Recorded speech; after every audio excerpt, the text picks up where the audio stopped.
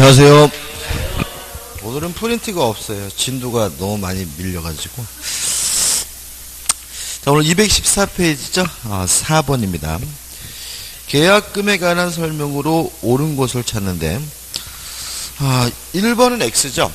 계약금 계약이 있다 하더라도 채무 불이행이 있다면 채무 불이행을 이유로 한 해제는 여전히 가능하니까 1번은 X고, 그 다음에 2번 이행의 착수가 있으면 더 이상 계약금을 이유로 해지할 수 없죠. 이행 착수 시기는 뭐죠?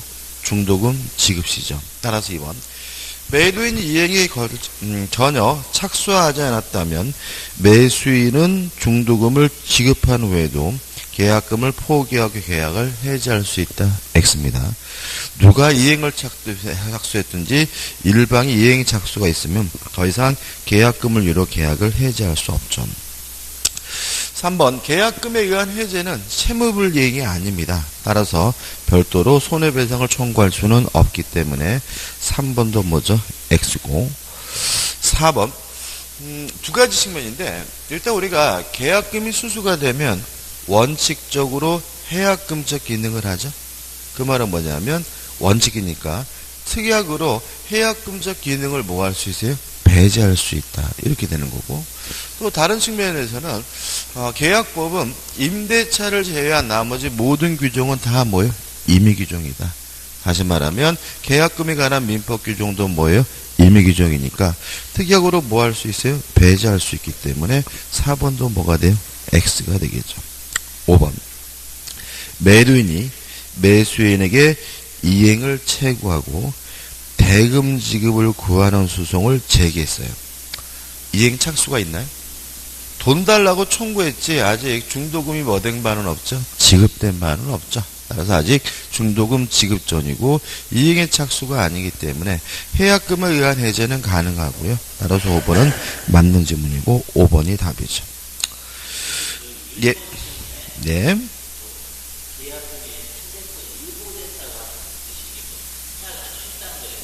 계약금 주고받았다고요. 계약금을 주고받으면 계약금을 이유로 뭐 할 수 있죠? 해지할 수 있죠. 그래도 아니죠. 제 말씀 들어오세요. 계약금이 수수가 돼서 계약금을 이유로 해제될 수 있는 가능성이 있다 하더라도 채무불이행으로 여전히 계약을 뭐 할 수 있어요? 해제할 수가 있으니까 1번은 뭐죠? X고, 유보됐다는 말은 어려운 말이 아니라 그냥 계약금 계약이 뭐죠? 성립돼서 해약금을 위한 해제가 뭐죠? 가능한 상태다. 이런 얘기인 거죠. 그죠? 무작정 할 수 있는 건 아닌데. 5번. 자, 틀린 것을 찾는데요. 디귿번 보시면 매도인이 계약금으로 계약을 해지하는 경우에는 계약금의 배액을 현시로 제공해야 하므로, 자, 받은 사람은 배액 2배를 줘야죠. 근데 주려고 했는데 안 받아요. 그랬을 때 공탁까지 해야 되느냐, 요 문제에 대해서 우리 편은 공탁할 필요는 없다는 게 판례 입장이기 때문에 이를 공탁하여야 계약이 해제된다는 디귿번지면은 X죠. 1번도 X죠. 중도금이 이미 지급된 상태라면 이행에 착수가 있기 때문에 계약금을 이유로 계약을 뭐 할 수 없죠? 해지할 수가 없습니다. 답은 4번이네요. 6번입니다. 갑과 을은 갑소의 부동산 을에게 매도하기로 하는 계약을 체결하고 계약금으로 매매대금의 1할에 해당하는 돈을 수수하였다.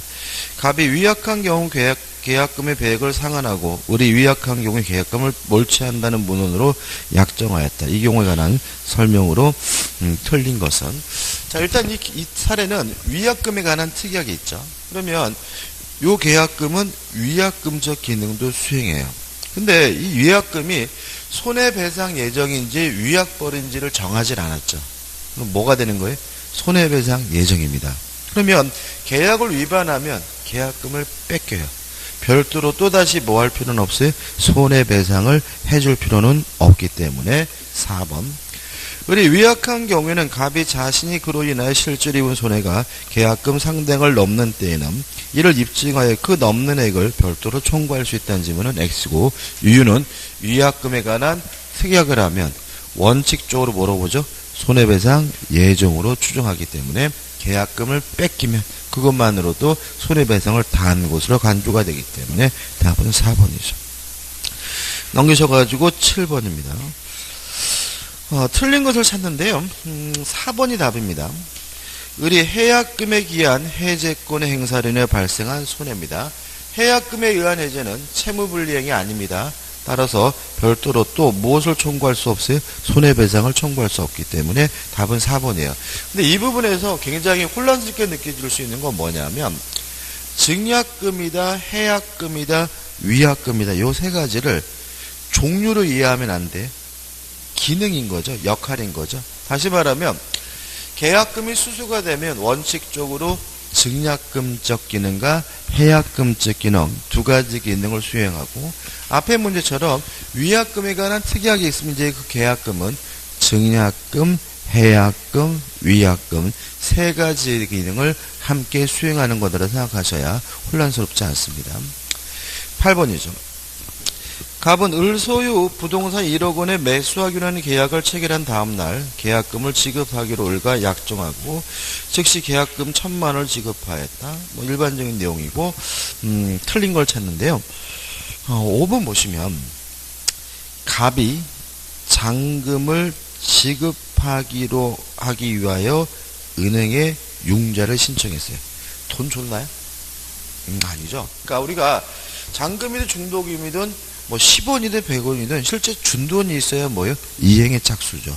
융자를 신청한 것만으로는 뭐가 아닙니까? 이행의 착수가 아니기 때문에 여전히 해약금을 이유로 해제하는 것이 가능하므로 갑은 이미 이행의 착수에 들어갔으므로 을은 계약금을 이유로 계약을 해제하지 못한다는 점에는 먼저 X가 되는 거죠. 9번 문제입니다. 답은 4번이고 중요한데 일단 매매 계약 후 인도 전에 과실이 생겼다면 점유하고 있는 매수인이 같습니다. 그 대신 매수인은 대금에 대한 이자를 못 받아요. 인도 후에는 누가 같습니까? 매도인이 과실을 갖고요. 거꾸로 말씀드린 얘기죠. 인도 전이면 매도인이, 인도 후에는 뭐죠? 매수인이. 그 다음에 예외는 매수인 인도 받기 전이라도 대금 지급을 완납하면 매수인이 과실을 갖죠. 따라서 4번 보시면 매매 계약이 있은 후에 인도하지 아니한 목적물로부터 생긴 과실은 매도인 거니까 매수인에게 기속한다는 질문은 X가 되고요. 5번 매수인은 목적물을 인도받아요. 그러면 과실을 수취할 수 있죠. 그 대신 뭐는 줘야 돼요? 이자를 줘야 되니까 5번도 맞는 질문이 되겠죠. 10번은 개념이죠. 1번이 답입니다. 매매라는 것은 재산권을 이전하기로 약정하고 금전, 대금을 받기로 약정하는 것이 매매입니다. 만약에 금전이 아닌 또 다른 재산권을 넘겨받기로 하면 그것은 매매가 아니라 뭐가 돼요? 교환이죠. 그래서 매매가 되려면 반드시 그 대가가 뭐여야 돼요? 금전이어야 하기 때문에 1번이 답이 되는 거죠. 넘기셔가지고 11번이죠. 다음은 매수인의 대금 지급 의무와 관한 특이하게 없는 기관의 설명이다. 틀린 것은 4번이 답인데 대금 지급 장소입니다. 원칙적으로 매도인의 주소지입니다. 다만 인도와 동시에 대금을 지급하기로 한 경우에는 인도 장소가 대금 지급 장소가 되기 때문에 4번 매매 목적물이 인도와 동시에 대금을 지급할 경우에는 계약 성립 당시에 목적물이 있었던 장소가 대금 지급 채무 이행지로 된다라는 질문은 X고요. 답은 뭐죠? 3번 있었던 그러니까 계약할 당시 있었던 장소가 아니라 뭐죠? 인도 장소에서 대금을 지급해야 됩니다. 그 다음에 12번부터 이제 담보 책임에 관한 내용이 나오는데요. 담보 책임에서 가장 필수적인 것은 뭐죠? 악의 매수인이죠. 악의 매수인이 뭐 할 수 있냐? 이게 가장 필수적입니다. 첫째, 전부 타인의 권리인 경우에 악의 매수인은 계약을 해지할 수가 있고요. 두 번째, 일부 타인의 권리인 경우에 악의 매수인은 대금 감액을 청구할 수가 있고요. 세 번째, 저당권 전세권이 설정되어 있었는데 이 저당권 전세권이 실행이 되는 바람에 매수인이 권리를 취득할 수 없거나 상실한 경우에는 악의 매수인도 계약을 해제할 수 있고 손해배상도 청구할 수 있다. 이게 가장 핵심적이고요. 실제로 우리 공인중개사 시험에서는 문제가 아무리 복잡하더라도 답은 뭐죠? 요거 가지고 찾아낼 수가 있어요. 12번 문제는 답이 굉장히 쉽습니다. 5번이 답이에요. 왜냐하면 계약법은 임대차를 제외한 나머지 모든 규정은 다 뭐예요? 임의규정. 따라서 담보증에 관한 민법 규정도 뭐예요? 임의규정이기 때문에 특약으로 뭐 할 수 있어요? 면제할 수 있고요. 특약으로 경감하는 것이 가능하기 때문에 5번이 뭐죠? 답이 돼요. 그 다음에 주의하실 점은 2번이죠. 무과실 책임입니다. 따라서 매도인에게는 뭐가 필요 없죠? 아무런 고의도 과실도 필요 없다는 거 꼭 기억해 두셔야 됩니다. 13번 문제입니다. 갑을 사이의 X 토지의 1000제곱미터에 대한 매매 계약이 성립되었다. 매도인 갑의 담보증에 관한 다음 기술 좀 틀린 것은. 자, 다시 한번요. 악의 매수인이 뭘 할 수 있다고 이거 반드시 외우셔야 돼요. 어떻게 외우셔야 돼요? 구구단 외우듯이. 전부 타인에 걸린 경우 해제. 일부 타인에 걸린 경우에 대금감액 청구. 저당권 전세권의 실행의 경우에 해제와 손해배상. 이게 뭐죠? 한 문제짜리인 거예요. 그죠? 아주 쉽습니다. 5번을 보시면, 4번을 보시면, 갑을이 1000제곱미터의 수량을 지정하여 매매했으나, X 토지가 실제로 800제곱미터밖에 되지 않아요. 그러면, 여기 있나요? 없죠. 이건 뭐죠? 수량 부족이거든요. 그러면 요거는 악의 매수인에게는 아무것도 인정되는 것이니까 그런 자신의 선의 악의를 묻지 않고 대금 감액을 청구할 수 있다는 질문은 X입니다. 악의 매수인이 대금 감액을 청구할 수 있는 것은 어느 경우만요? 일부 타인에 걸린 경우에만 대금 감액을 청구할 수가 있습니다. 14번입니다. 을은 갑의 토지를 매수하여 다시 병에게 매각하였으나 병은 을이 등기를 하기 전에 정에게 그 토지를 매각하고 이전 등기를 해주었다. 이 사례가 난 다음 설명 중 옳은 것은 일단 보시면 갑이 소유하고 있는 부동산을 을에게 팔았죠. 또 을이 또다시 누구한테 팔았어요? 병에게 팔았죠. 근데 이제 문제는 뭐예요? 갑이 정에게 또다시 팔아먹고 정에게 뭘 해줬어요? 이전 등기를 했어요. 이 부동산은 누구 거예요? 정 거죠. 왜냐하면 이중매매는 원칙적으로 유효하니까 정은 선악불문하고 뭘 가져요? 소유권을 갖죠. 그러면 병의 입장에서 을은 지 것도 아닌데 팔아먹었죠. 그죠? 다시 말하면 병의 입장에서 을은 전부 타인의 권리를 팔아먹은 거죠. 그럼 결국 정은 선이든 악이든 묻지 않고 을과의 매매 계약을 뭐 할 수 있습니까? 해지할 수가 있는 거니까 답은 뭐죠? 3번. 병은 언제나 을과 체결한 계약을 해지할 수 있다. 선악불문하고 해지할 수 있다. 이게 뭐죠? 답이 되는 거죠. 나머지 것들 1번. 정은 소유권을 취득하지 못한다. X. 을과 병 사이의 매매는 무효다. X. 타인 소유물이라고 해서 매매 자체가 뭐가 되는 건 아니에요? 무효가 되는 것은 아니고요. 4번. 병은 언제나 손해배상을 청구할 수 있다? 아닙니다. 병이 담보 책임을 을에게 손해배상을 청구하려면 선이어야지만 청구할 수 있기 때문에 언제나는 아니고요. 5번. 계약의 해제와 손해배상 청구는 일정한 기간 내에 행사해야 된다. X입니다.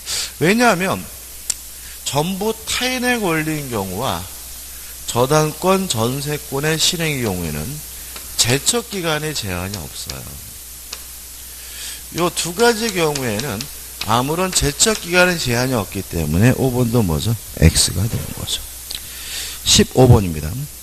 갑은 을로부터 토지 1000제곱미터를 매수했으나 그중 200제곱미터가 을의 소유가 아니어서 그 부분의 소유권을 이전할 수 없게 되었다. 갑이 을에게 주장할 수 있는 권리에 대한 기술로서 틀린 것은 그럼 뭐죠? 요거죠. 일부 타인의 권리죠. 일부 타인의 권리면 악의 매수인도 뭘 청구할 수 있죠? 대금 감액을 청구할 수 있으므로 5번. 200제곱미터 토지가 을의 소유가 아님을 갑이 알고 있었을 때는 대금 감액을 청구할 수 없다. X죠. 그래서 문제가 굉장히 복잡하고 길게 느끼지만 항상 답은 어디로 가게 돼 있어요? 악의 매수인이 할 수 있느냐 없느냐를 아주 어떻게 타이트하게 기억해 두셔야 돼요. 답은 뭐죠? 5번이죠. 넘기셔가지고 16번입니다. 담보책임에 관한 다음 설명 중 틀린 것은 4번 보시면 목적물의 수량 부족 일부 멸실이에요. 자, 계약 체결사용 과실 책임은 원시적 전부 불능에 있으면 문제예요. 수량 부족 일부 멸실은 대표적인 원시적 일부 불능이기 때문에 계약 체결사용 과실 책임이 발생할 수가 없고요. 따라서 답은 뭐죠? 4번이 되는 거죠. 17번입니다. 을이 저당권이 설정된 건물을 갑으로부터 매수하였는데 그 저당권 실행으로 그 건물이 타인에게 매각되어 그로 인해 을이 건물의 소유권을 상실했다. 옳은 것은 그러면 저당권 실행으로 을은 권리를 뭐죠? 박탈당했죠? 그러면 악의 을도 해지할 수 있고 무엇을요? 손해배상을 청구할 수 있으니까 옳은 것은 뭐죠? 2번이죠. 을이 악인 경우에도 계약을 해지하고 손해배상을 청구할 수 있다. 이게 뭐죠? 답이 되는 거죠. 그다음 이제 마지막으로 마지막이 아니라 좀 조심할 것은 여기서 우리가 이제 좀 조심할 건 뭐냐면 저당권 전세권의 실행으로 권리를 취득할 수 없거나 상실했다 이렇게 되잖아요. 그죠? 근데 우리가 포커스를 여기로 가면 안 돼요. 요거예요. 권리를 취득할 수 없거나 상실한 경우에는 악의 매수인도 해지할 수 있고 손해배상을 청구할 수 있는 거죠. 그러면 저당권이 설정되어 있어요. 아직 경매가 안 됐어요. 담보책임 물을 수 없는 거예요. 왜요? 저당권이 설정됐다 그래서 권리를 취득할 수 없거나 뭐 한 건 아니에요? 상실한 것은 아니죠. 그죠? 다시 말하면 포커스가 어디로 가 있어야 돼요?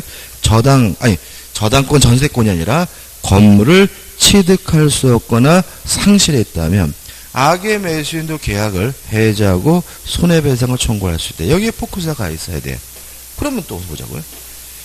다른 사유로 건물을 취득할 수 없거나 상실한 경우에도 마찬가지겠죠. 그죠? 따라서 18번 갑은 소유권 이전 등기 청구권 보존을 위한 가등기를 격려한 늘소의 부동산을 매수하였으나 그 부동산에 관하여 본등기가 격려됨으로써 그 부동산의 소유권을 상실하게 이뤘어요. 그럼 이것도 권리를 상실한 거니까 이게 적용되는 거예요. 따라서 악의 매수인도 계약을 해지할 수 있고 무엇을요? 손해배상을 청구할 수가 있으니까 4번 보시면 갑은 저당권의 행사를 인하여 소유권을 상실한 자와 마찬가지이므로 그의 선의 여하를 불문하고 계약의 해제와 손해배상을 청구할 수 있다. 이렇게 되는 거죠. 그래서 항상 우리 수험생들의 문제가 요라 그러면 저당권, 전세권 그렇게 외우신다고요. 그죠? 중요한 것은 뭐예요? 요거. 권리를 취득할 수 없거나 상실한 경우. 요건 뭐죠? 권리를 취득할 수 없거나 상실하게 된 뭐에 불과한 거예요? 예에 불과한 거니까 조심하시기 바랍니다. 19번입니다. 악의의 매인 경우에 행사할 수 없는 것. 기억. 전부 타인에 걸리면 악의 매수는 할 수 있죠? 니은은 안 되죠. 왜요? 전부 타인에 걸리면 악의 매수는 뭐만 할 수 있어요? 해제만 할 수 있죠. 그 다음에 디귿 가능하고 미음범도 가능하고요. 리을번 안 되죠. 수량 부족 일부 멸실의 경우에는 악의 매수에게는 아무것도 인정되지 않습니다. 그 다음에 20번 또 나옵니다. 다음 중 매수인이 선악불문하고 해제권 행사할 수 있는 경우 두 가지죠. 전부 타인에 걸린 경우와 저당권 전세권의 실행인데 지문은 뭐가 있죠? 전부 타인의 권리가 있네요. 답은 뭐죠? 2번이 되는 거죠. 그 다음에 21번입니다. 이거 문제가 잘못됐네.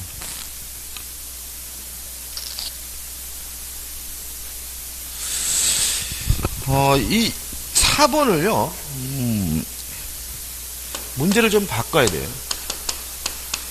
뭐가 빠졌어요? 그러니까 21번 4번입니다. 담보 책임을, 앞에 뭐가 들어오냐면, 경매가 무효인 경우, 이렇게 들어가요. 원칙적으로 손해배상을 청구할 수 있다. 여기에 들어가야 답이 4번이 됩니다. 일단 우리가 경매에 있어서 담보 책임에 대해서는 몇 가지만 기억하시면 돼요. 첫째, 물건의 하자에 대해서는 담보 책임 물을 수가 없고요.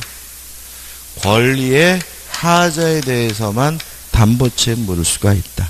꼭 기억하셔야 되고, 그 다음에 1차적으로는 매도인 채무자가 담보 책임을 부담하지만 채무자가 무자력이면, 완전 개그지면 2차적으로는 채권자가 담보 책임을 부담할 수가 있다. 이렇게 되는 거거든요. 이 두 가지 꼭 기억해 두시고요. 답은 4번입니다. 왜냐하면 경매가 무효인 경우에는 손해배상 청구할 수 없어요. 왜냐하면 모든 책임은 무엇을 전제로 합니까? 유효함을 전제로 하죠.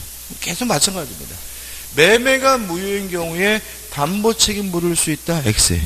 무효면 무엇도 발생하지 않아요? 담보 책임도 발생하지 않습니다. 그래야 4번이 답이 되네요.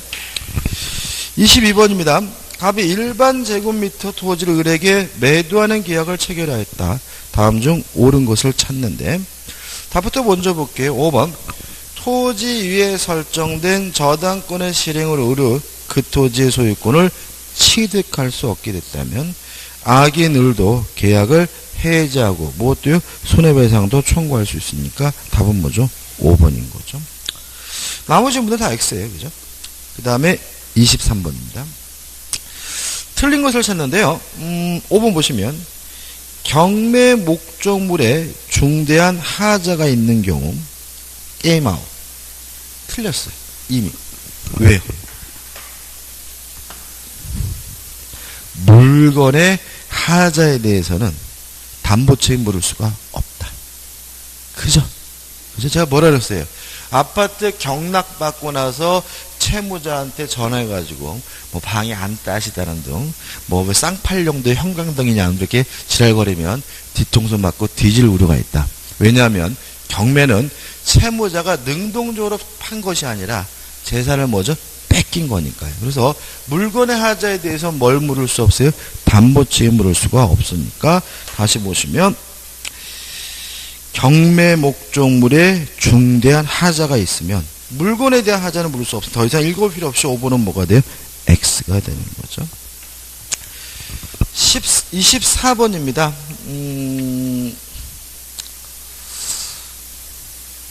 채권 매도인의 담보 책임에 대한 설명 중 틀린 것은 말하는데, 이런 얘기입니다. 이게 어떤 문제냐면 을이 갑에게 1억을 빌려줬어요. 1억을 받을 뭐가 있어요? 채권이 있는데 돈이 급하게 필요해요. 그래서 고민하다가 병한테 야 나한테 채권 살래? 9천만 원에 사라 해가지고 9천만 원에 병에게 채권을 뭐 하기로 했어요? 양도하기로 했어요. 이해되시죠? 그럼 병은 갑이 돈 갚을 능력이 되는지가 대단히 중요하죠. 왜요? 을한테 9천만 원에 채권 사서 갑한테 1억을 받아야 1천만 원 이익인 거잖아요. 그죠? 그래서 병이 을한테 물어본 거지. 야, 근데 갑이 돈 갚을 능력은 돼? 하길래 을이 갑이 못 갚으면 내가 대신 갚아줄게 라고 약속을 했어요. 이게 뭐죠? 채무자의 자력을 담보한 거라 그래.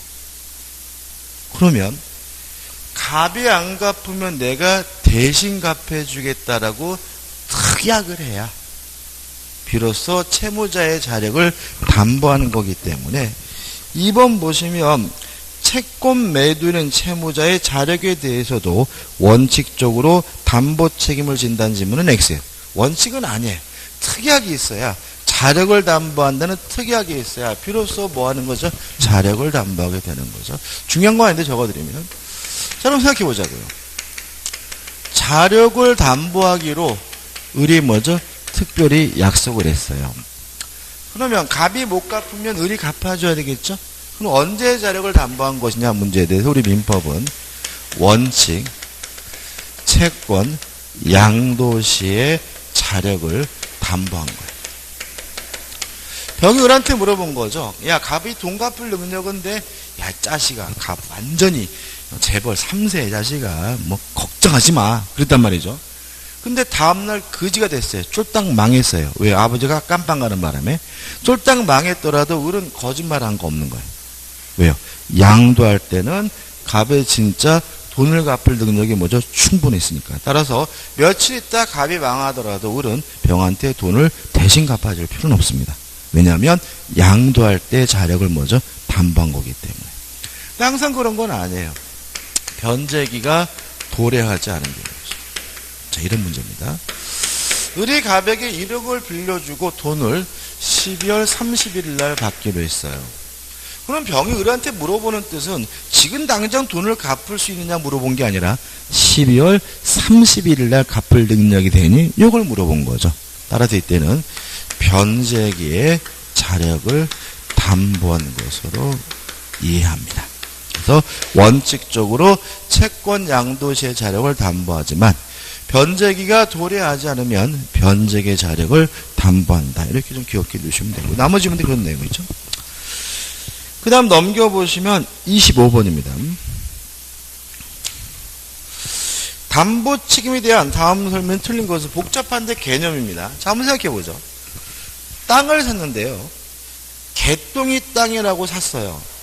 근데 나중에 보니까 말똥이 땅이에요. 이거는 권리의 하자가 있는 거죠. 전부 타인의 권리잖아요. 그죠? 근데 개똥이한테 땅을 샀는데 개똥이 땅이 맞아요.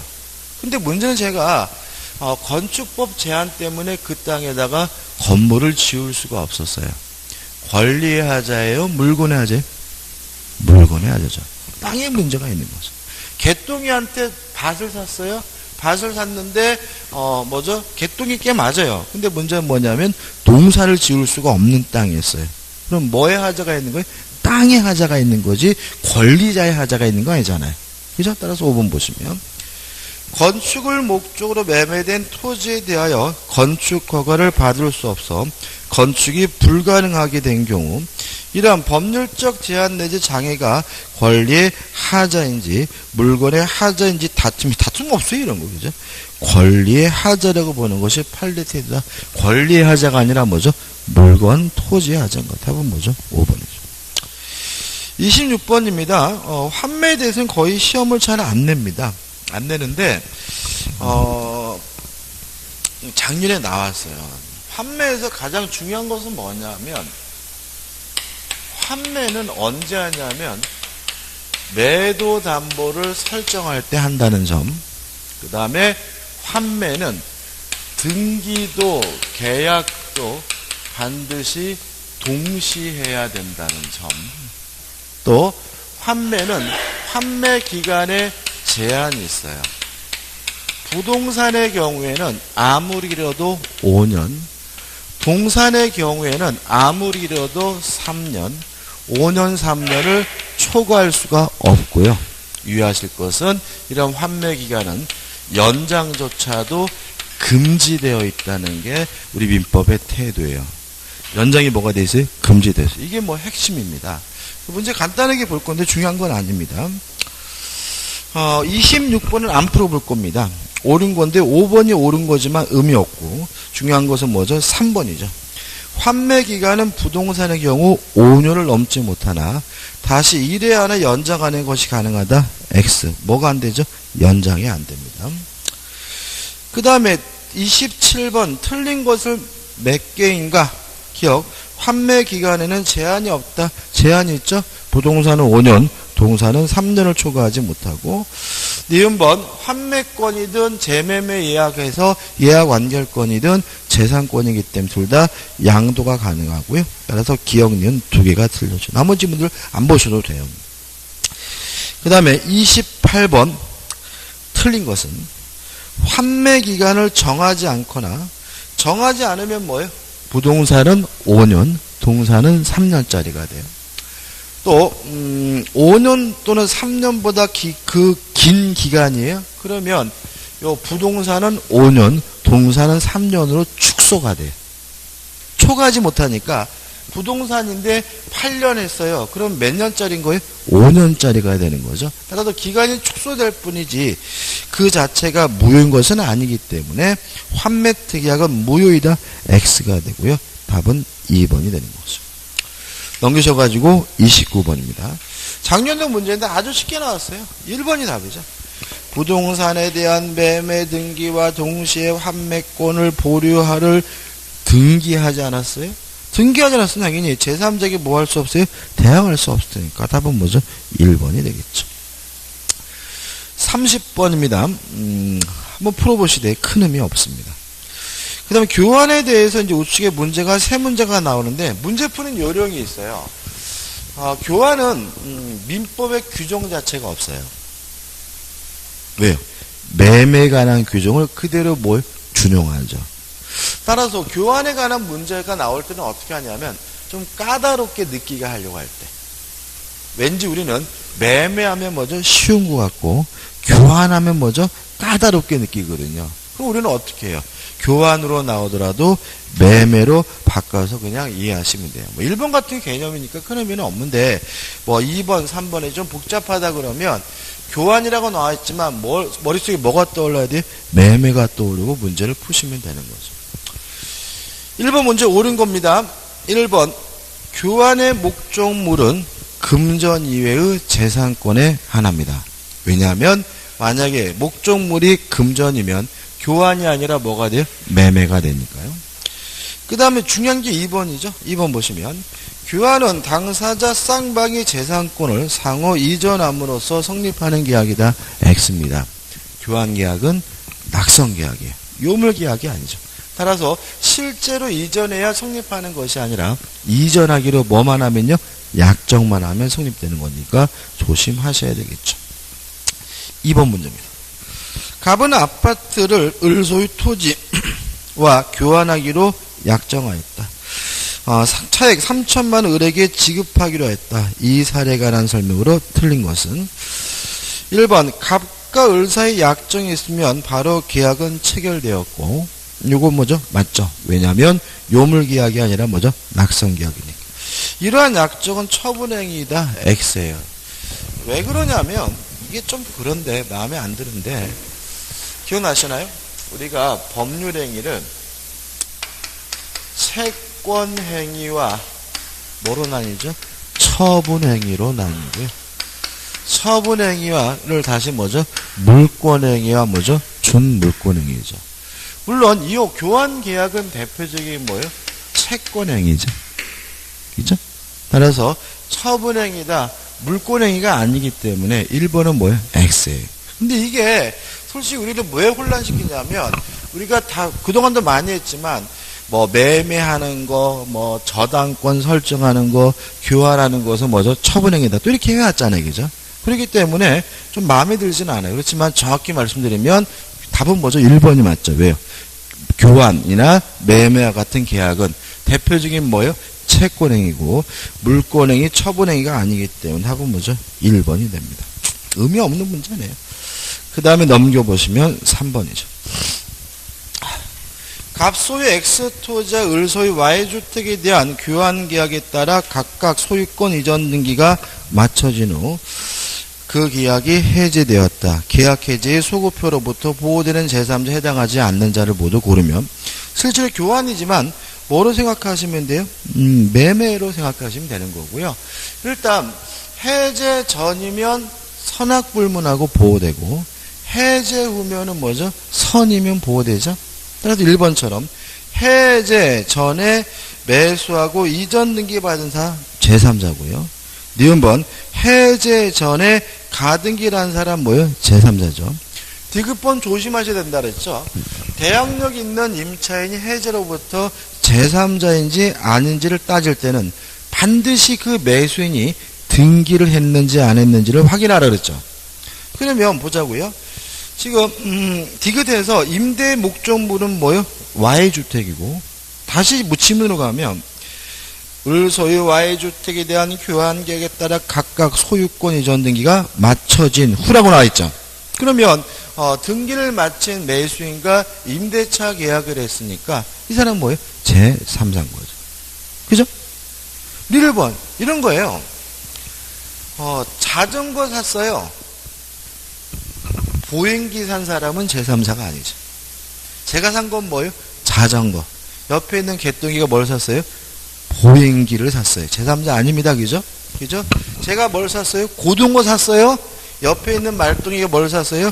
오징어 샀어요. 오징어가 비싸더라고요. 그죠? 오징어 샀어요. 제3자 아닙니다. 그죠? 고등어를 사는데 또 고등어를 샀어요. 뭐예요? 제3자인 거죠. 그잖아요. 제3자 되려면 맨날 했잖아. 갑이 을과 만나서 매매기하고 을이 병한테 팔고, 갑이 을한테 고등어 팔았을 때 고등어 산 사람이 뭐예요? 제3자지. 고등어를 하고 있는데 옆에 있는 오징어 산 사람은 뭐가 아니에요? 제3자가 아닌 거잖아요. 5번 보세요. 마지막 보세요. 계약 해제 전 X 토지상의 을에 뭘요? 신축 건물을 샀죠. 지금 3번에서 교환의 대상, 매매 대상은 뭐였어요? 토지였잖아요. 토지를 사고 팔았는데 옆에 있는 건물 산 사람은 뭐일 수가 없어요? 제3자일 수가 없는 거예요. 그죠? 고등어 팔고 샀는데 옆에 있는 오징어 산 사람 뭐가 아니에요? 제3자가 아닌 거예요. 그죠? 따라 답은 뭐죠? 4번이 되는 거죠. 자, 7장에서 이제 임대차에 관한 문제들이 나오고 있고요. 임대차에 대해서 중요한 것만 정리를 해요. 반드시 기억할 거, 반드시. 항상 보면은 여러분들 모의고사 보셨지만 뭐예요? 문제를 풀면 머릿속 막 맴돌죠? 그래서 왜 그러는 거죠? 가장 큰 문제는 원칙과 예외를 구별하지 않고 자꾸 평면적으로 기억을 해야 되니까. 항상 뭐예요? 원칙부터 기억하고 뭐부터요? 예외를 기억해 두셔야 객관식 문제 헷갈리지 않고요. 그 다음에 제가 누누이 강조하잖아요. 필수적인 거 아주 확실하게 타이트하게 뭐죠? 숙제하자. 그런 것도 안 해. 그냥 뭐예요? 평면적으로. 그러니까는 예를 들어서 강약이 없는 거야. 그죠? 그냥 매매하면 쭉 다 봐. 그러니까 문제 못 풀어. 그러니까 아까도 어떻게 해요? 악의 매수인이 할 수 있는 거 어떻게 해요? 강력하게, 그죠? 확실하게 기억해 두시고 강약을 조절해야 돼. 그래서 임대차에 대해서도 필수적인 거, 진짜 이거라도 꼭 기억해 두셔야 되는 것만 정리해 드리면, 첫째 몇 가지 안 돼요. 임차권은 물권이 아니라 뭐예요? 채권이다. 따라서 제3자에게 뭐 할 수 없어요? 대항할 수 없다. 대항력이 없다. 이것도 굉장히 중요해. 맨날 주택 임대차 보고만 생각하니까. 다만 임차권자가 등기하거나 또는 지상 건물에 대해서 토지 임차인이겠죠. 보존 등기를 하게 되면 임차권 등기 없이도 뭘 갖습니까? 대항력을 갖는다. 꼭 기억해 두셔야죠. 두 번째, 존속기간이죠. 첫째, 세장기간 뭐죠? 무제한이다. 따라서 영구무한으로 설정할 수가 있고요. 두 번째, 최단기간 보장하지 않습니다. 주택 임대차 몇 년 보장이에요? 2년. 그런 거 시험 문제 안 내요? 코끼리도 아니까 그거는. 그러니까 오히려 임대차는 최단기간을 뭐 하잖아요? 보장하지 않는다가 중요한 거예요. 주택 임대차가 중요한 게 아니라. 근데 자꾸 뭐예요? 모든 임대차를 다 뭐예요? 2년 보장한다고 그냥 간접적으로 문제 풀어보니까 틀리는 거죠. 그죠? 최단기간은 뭐 하지 않습니까? 보장하지 않습니다. 따라서 존속기간을 약정하지 않으면 세단기간이 보장되지 않으므로 언제든지 자유롭게 해지 통고할 수 있는데, 임대인이 해지 통고하면 몇 개월이죠? 6월. 임차인이 해지 통고를 하면 1월 지나면 임차권이 뭐가 돼요? 소멸된다. 그죠? 꼭 기억해 두자. 그 다음에 세 번째로 정리할 것은 임차권의 뭐죠? 소멸이죠. 임차권이 소멸됐어요. 둘로 나뉩니다. 토지에 관한 임차권의 경우에 만약에 존속기간이 만료됐다는 사유로 소멸하면 한 번 더 하자 갱신을 청구할 수가 있고요. 그 갱신 청구에 대해서 거부당하면 이제 임차인은 지상권자와 마찬가지로 내 건물 사라는 의미에서 뭘요? 지상물 매수를 청구할 수가 있죠. 근데 여기까지 지상권하고 똑같은데 다른 게 있어요. 토지 임대차의 경우에는 존속기간에 약정이 없는 토지 임대차가 임대인의 해지 통고로 소멸한 경우에도 뭘 청구할 수 있죠? 지상물 매수를 청구할 수가 있는데 유의하실 것은 굳이 별도로 또 뭐 할 필요는 없죠? 갱신 청구할 필요는 없다. 꼭 기억해 두셔야 돼요. 그 다음에 이제 건물 등의 임차인입니다. 건물 등의 임대차에서 임차인이 뭔가를 부속시켰어요. 그럼 여기서 이제 생각해 볼 것은 뭐냐면 부속된 것이 부합되지 않는 경우와 부합이 되는 경우로 나뉘죠. 물론 뭐가 원칙이죠? 부합되는 게 원칙이죠. 그죠? 따라서 부합되는 게 뭐예요? 원칙이에요. 그죠? 자, 만약에 구조상 이용상 독립성 있다는 이유로 예외적으로 부합되지 않는 경우에는 임대인의 동의 또는 매수해서 부속시킨 경우에는 뭘 청구할 수 있죠? 부속물 매수를 청구할 수가 있습니다. 그 다음에 이 지상물 매수 청구권이나 부속물 매수 청구권은 형성권이기 때문에 임대인이 거부하지 못하고요. 강행 규정이기 때문에 특약으로서 뭐 할 수 있어요? 배제할 수가 없죠. 그 다음에 부합 원칙에 따라서 부합을 하게 되면 이때는 뭘 청구합니까? 유입비 상한 청구권 문제가 가는 거죠. 저기다가 네 번째 뭐죠? 비용이죠. 비용을 지치로 한 경우에 임차인은 유익비 상한도 청구할 수 있고 필요비 상한도 뭐 할 수 있어요? 청구할 수가 있는데 유의하실 것은 이 비용 상한 청구권에 관한 민법 규정은 임의 규정이기 때문에 특약으로서 뭐 할 수 있어요? 배제할 수가 있고요. 또 행사 기간은 제한했습니다. 목적물을 반환한 때부터 6개월 내에 행사해야 된다는 거 꼭 기억해 두셔야 되고요. 유익비 상한 청구는 언제 하냐면 임대차 종료 시에 청구합니다. 그 다음에 필요비 상한 청구권은 뭐죠?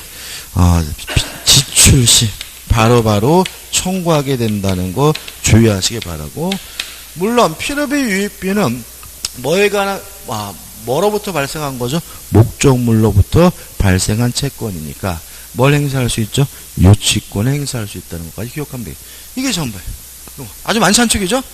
아주 확실하게 타이트하게 뭐 하셔야 돼요? 기억해 두셔야 되고, 다시 말씀드리면 원칙과 예외도 혼란 갖지 마시고요. 그죠? 1번입니다. 옳은 것을 찾네요. 3번. 건물 임대차에서 임차인이 증축 부분. 자, 증축 부분은 원칙이 부합돼요? 안 돼요? 부합되죠? 따라서 여기로 가면 안 돼. 자꾸 그냥 뭐예요? 여기로 가. 그러니까 부속물 매수를 청구하려면 반드시 예외니까 뭐라고 나와야 돼요? 부합되지 않았다는 말이 나와야죠. 부합이 되잖아요. 그 원칙에 따라서 유익비 상한을 청구할 수 있고요.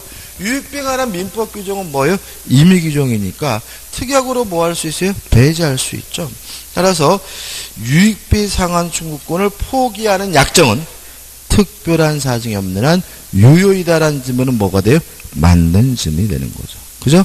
원칙이 뭐죠? 부합됩니다. 답은 3번이죠. 1번 X입니다. 필요비 상한 청구할 수가 있고요. 그 다음에 2번 묵시적 갱신된 경우에 제3자에게 제공한 담보는 소멸되는 것이 원칙이고요.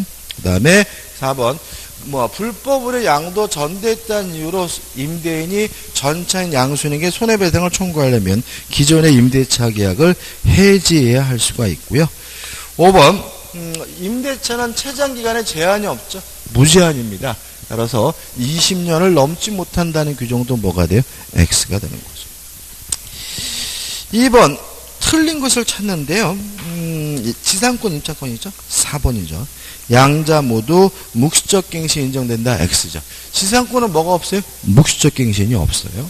설명드릴 게 없고 넘겨보시면 3번입니다. 옳은 것을 찾는데요. 2번이 답이죠.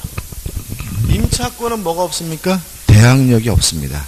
다만 임차권 등기를 하거나 지상 건물에 대해서 보전 등기라면 뭘 갖습니까? 대항력이 생깁니다. 2번 보시면 건물의 소유를 목적으로 한 토지 임대차는 이것을 등기하지 않은 경우에도 임차인이 뭘요? 그 지상 건물을 등기한 때에는 제3자에 대한 임대차 요력이 있다, 대항력이 있다, 맞는 질문이에요. 답은 뭐죠? 2번입니다. 그 다음에 틀린 것은 4번이 답인데 설명 안 드릴 거예요. 임대차에 관한 민법 규정은 뭐만 임의 규정입니까? 비용 상한 청구권만 임의 규정이고요. 나머지 모든 규정은 다 뭐예요? 강행 규정입니다. 5번 문제입니다. 틀린 것을 찾는데 5번 보세요. 5번에 5번. 목적물에 들인 비용이 임대차가 해지에 지출했어요. 유치권에 나와야 될 문제인데요. 일단 유치권자 점유는 적법한 점유여야 됩니다. 따라서 해지가 이루어진 이후에 임차인의 점유는 더 이상 적법한 점유가 아니기 때문에 뭐가 성립되지 않아요? 유치권이 성립되지 않고요. 답은 뭐죠? 5번이 되는 거죠. 6번 문제입니다. 다음은 건물의 임차인 A가 B가 세는 지붕의 기하를 교환하기 위하여 비용을 지출한 경우에 관한 설명 중 틀린 것은 일단 지붕에 물이 새는 기하를 교체한 것은 뭐죠? 필요비죠. 필요비는 지출하자마자 바로 청구할 수 있으므로 기억은 맞는 질문이고요. 그 다음 니은번 비용 상한 청구권에 관한 민법 규정은 뭐죠? 임의 규정이니까 특약으로서 뭐 할 수 있어요? 배제할 수 있으므로 니은번도 뭐죠? 맞죠. 디귿번 X죠. 왜요? 목적물에 관하여 생긴 채권이니까 뭘 행사할 수 있어요? 요치권 행사할 수 있고요. 1번 X입니다. 필요비 유익비는 반환한 때부터 몇 개월이요? 6개월. 1년 내 행사한다. X가 되고요. 그 다음에 리을번 보시면 A가 건물의 효용을 증가시키기 위하여 독립된 물건을 구입하기 비용을 지출한 경우에는 그 비용 또는 증가이익의 상한을 청구할 수 있다. X예요. 독립된 물건이죠. 부합되지 않았죠. 그죠? 이사갈 때 가져가면 돼요. 뭐 하면 돼요? 이사갈 때 뭐 하면 된다고? 가져가면 되죠. 유익비는 뭐가 됐어요? 분리할 수 없을 때, 부합됐을 때 문제가 되니까 리을번은 뭐죠? X가 됩니다. 아이고 지금 제가 문제 잘못 왔죠? 6번의 미음번 차임 연체의 임대차 계획의 해지 후에 이러한 비용을 들인 경우에는 그 비용의 상한을 청구할 수 없다. X예요. 비용 상한 청구할 수는 있어요. 다만 뭐가 성립되지 않아요? 유치권이 성립되지는 않는 거죠. 7번에 옳은 건데요. 기억 A는 공내에서 건물을 통하는 도로를 포장하는 경우에 임대인은 도로 포장 비용의 상한에 대하여 동시이양변권을 주장할 수 있다. X. 도로 포장 비용이면 비용이니까 유치권의 대상이 될지언정 동시이양변권 문제 발생하지 않고요. 그 다음에 니은번 적법한 점유여야 하므로 적법하게 해지된 후에 임차인은 유치권 행사할 수가 없고요. 디귿번 언제까지요? 반환할 때부터 몇 개월이죠? 6개월, 1년이 아니고요. 그 다음에 리을번은 뭐죠? 반복적이네요. 답은 뭐죠? 1번 없답니다. 넘기셔가지고 8번이죠. 장렬도 문제입니다. 자, 옳은 걸 찾습니다. 1번 유익비 상한 청구권은 임대차 종료 시에 행사할 수 있다. 맞나요? 맞죠. 답은 뭐죠? 1번. 2번 부속된 물건이 임차물의 구성 부분으로 되어 일체가 됐어요. 그러면 부합이 됐으면 뭘 청구해요? 유익비 상한을 청구해야죠. 부속물 매수를 청구할 수 없으니까 2번은 뭐가 돼요? X가 되고요. 3번 부속물 매수 청구권에 관한 민법 규정은 뭐죠? 강행 규정이죠. 따라서 특약으로서 뭐 할 수 없어요? 배제할 수 없으니까 3번도 뭐예요? X죠. 4번 일시 사용을 위한 임대차는 뭘 말하죠? 여간방 하룻밤 장경. 그죠? 예를 들어 이런 거죠. 여간방에서 하룻밤 잤다 그래서 부속물 매수 청구권 인정될 일은 없어요. 그죠? 필요비는 청구할 수 있을까요? 청구할 수 있겠죠. 예를 들어가지고 제가 뭐가 있을까요? 여간방 들어갔어요. 밤에. 그죠? 들어갔는데 전등이 막 깜빡깜빡거려. 그래서 아줌마 전등 좀 갈아주는데 이 아줌마가 자빠졌는지 연락이 안 돼요. 그래서 제가 어떻게 해요? 쫄쫄 기어 나와가지고 편의점 가가지고 전구 사다가 갈아 꼈다면 전구값, 필요비는 청구할 수 있겠죠? 그렇지만 뭐는 청구할 수 없어요? 부속물 매수를 청구할 수는 없는 거예요. 그죠? 그 다음에 5번 유익비 상한은 필요비도 마찬가지지만 반환한 날로부터 몇 개월이죠? 6개월이니까 답은 뭐죠? 1번이 되는 거죠.